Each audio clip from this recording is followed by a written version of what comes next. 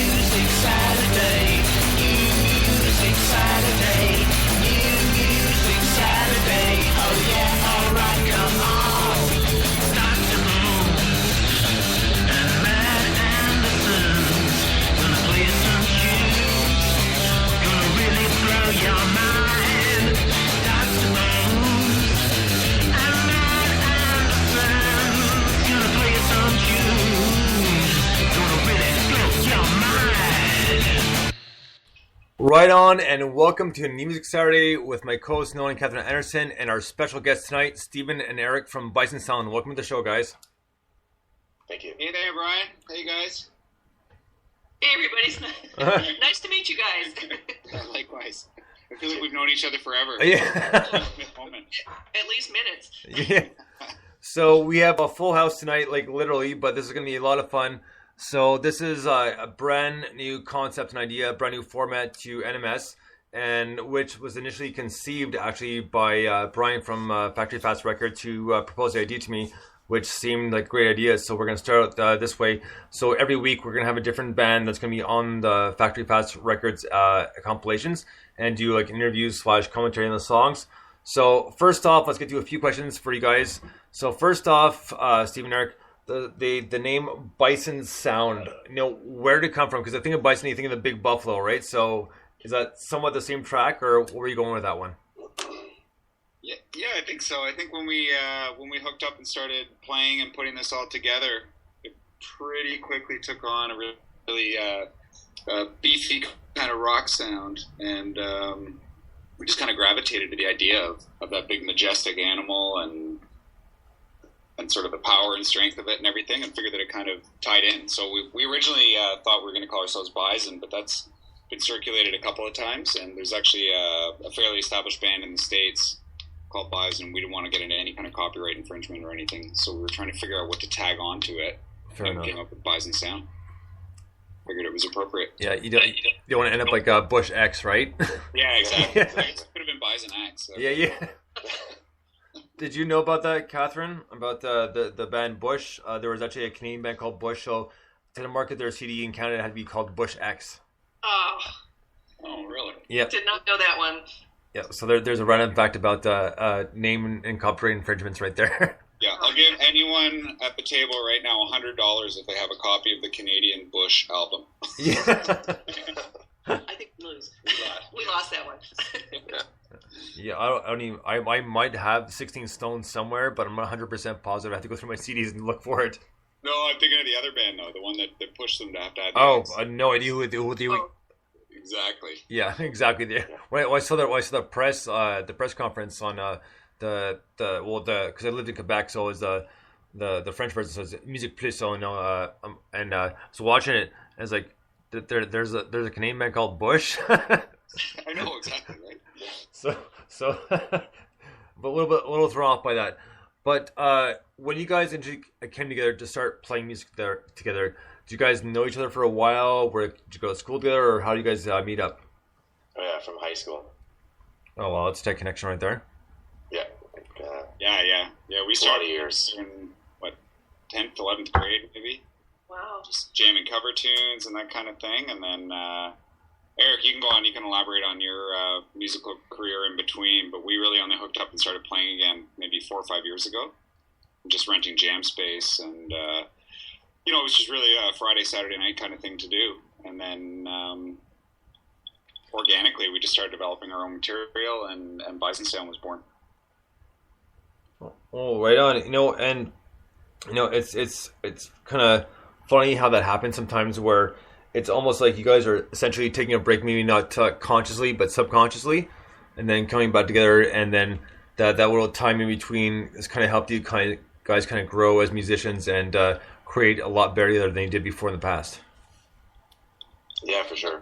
Yeah, definitely. We've always had really similar musical tastes, and it just came together so naturally. And being able to write, I mean, we released a 12-song self-produced album, but there's tons of songs on top of that, and we had tons of stuff in development that we were working on, and it just comes together really naturally. We just work really well together as musicians. That's Primarily because there's a friendship. Then I left the country. Yeah, and now it's really a non sequitur now that he's in Hong Kong. So maybe it was better for me than it was for him. I don't know. Well, at least I guess if there's ever any arguments, you don't have to answer back, and there's a long way for him to go to find you, right? So,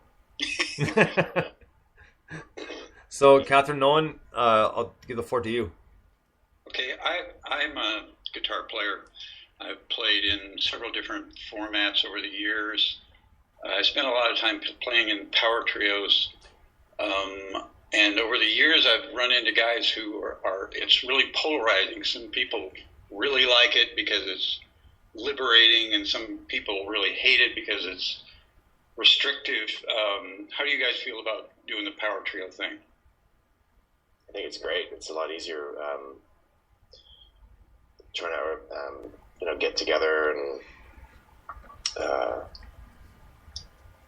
it kind of forces you to make the music stronger because there's less to rely on as far as instruments and stuff, Yeah.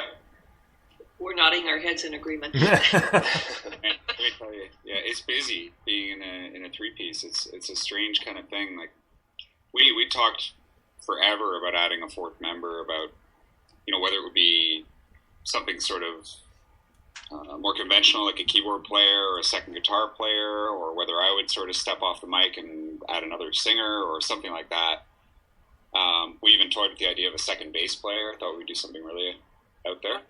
But we just always kind of came back to, rather than the three-piece format being a limitation to the music, it was more like we just push what we were doing musically to fill in as much of the three-piece format as possible. I guess if that makes any sense. Yeah, rather than adding more noise kind of thing. Exactly. And it pushes you musician-wise as well, wouldn't you think?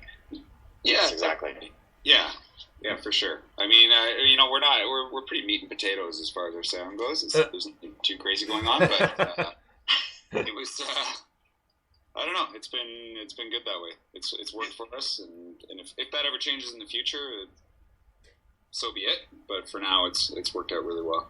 As it is, it sounds great. You guys are good. Oh, cool. Thanks. So thanks. Now, would you say, you didn't necessarily say you're going to add a fourth member to the band, but if you did, would you say that might relieve some of the stress off of you guys?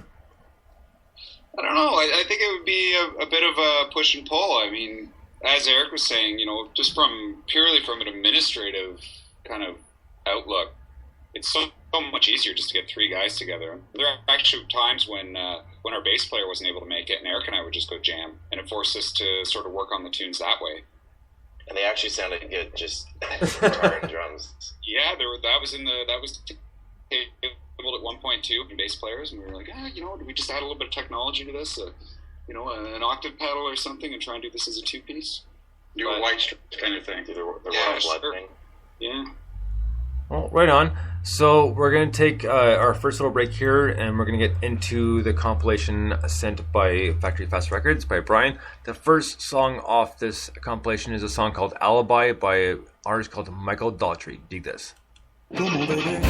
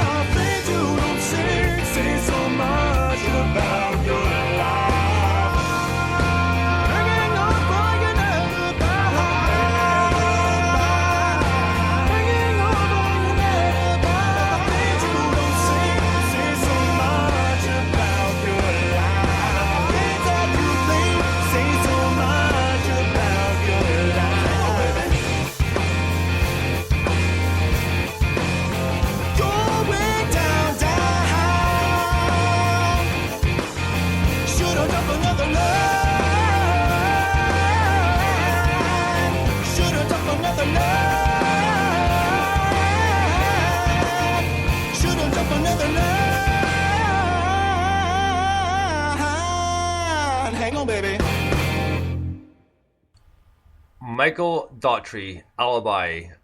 Thoughts? Yeah. Pipes. Yeah, those guys have been on, or Michael Daughtry's been on another compilation with us, another Factory Fast compilation. And right away, his vocals are insane. Really reminds me of, it's almost like a little bit like the singer from The Watchmen, another Canadian band. It's got that same sort of, but really, really powerful, striking vocal. You know what?